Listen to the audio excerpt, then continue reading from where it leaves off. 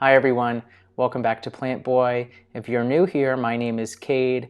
Please consider subscribing or liking the video if you enjoy the content.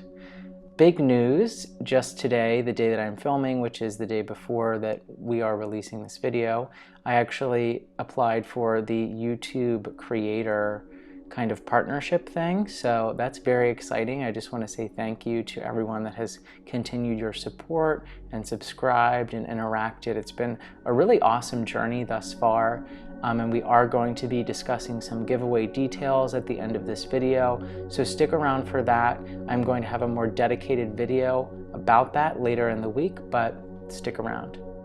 So today we are going to be looking at pest management. I found some what looks to be like larvae or something a little strange on my philodendron Prince of Orange about a month or two back. I soaked it in neem oil, dish soap, warm water, and pesticide, and these guys came back. So I kind of had to pull out the heavy guns here. If you ever have an infestation, I'm going to go through and show you what I do here to really try to mitigate any of that happening again. This hopefully is the best solution.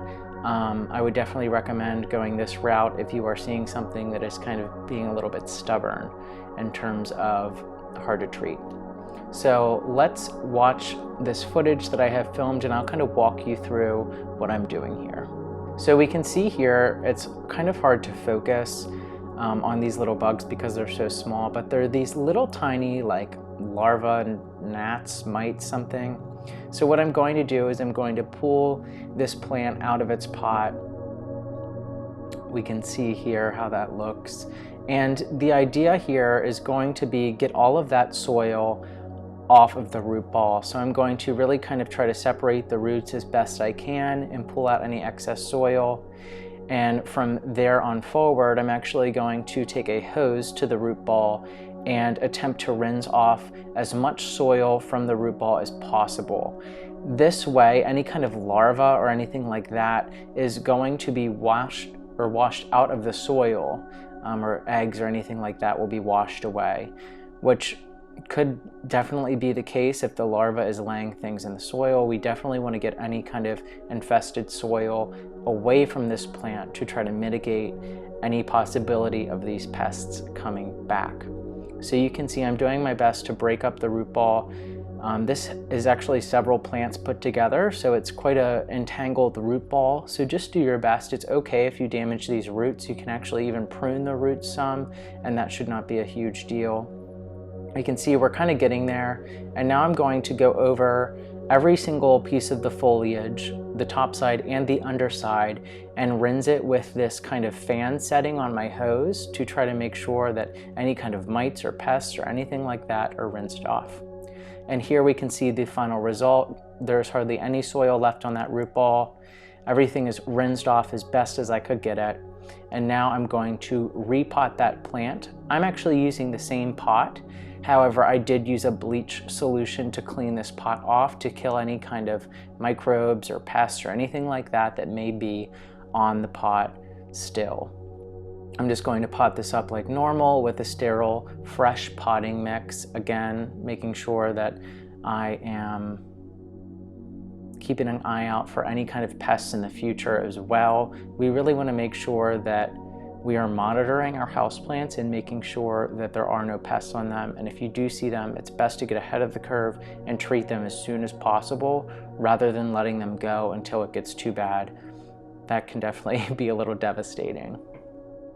So I'm just finishing up here repotting this plant, and you actually see I'm going to grab a bamboo stake and place that in the center of the plant to kind of keep it anchored. Because all of those roots that were anchoring the plant are now rinsed off, it does need a little bit of support to kind of reestablish itself.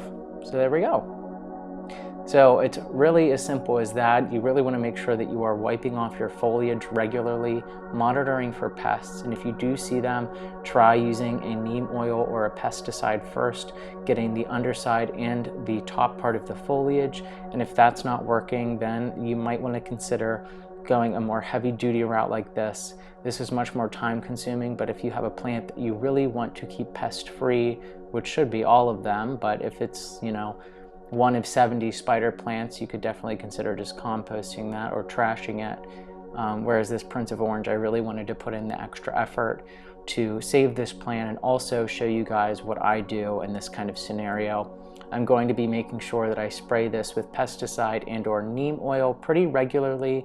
I have it away from my other plants, so in case there are any other pests on neighboring plants or even still on this plant, I can make sure that that is not spreading as well.